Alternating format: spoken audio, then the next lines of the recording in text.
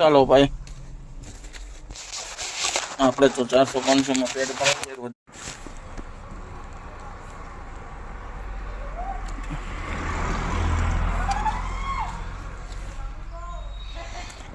આપણે 400 ભલે આપણે 5 પેકેટ નાખી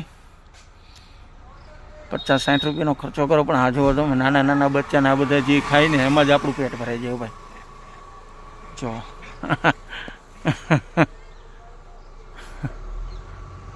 આને મનુષ્ય જેવું જ લાગે, બે માણસને ઊભું નથી પડતું. જો જો જો જો જો. ચાલો ભાઈ, જય દ્વારકાધીશ.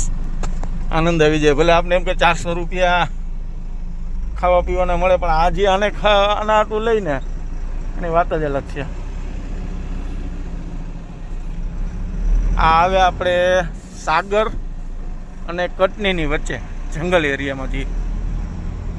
આ જંગલ એરિયો છે.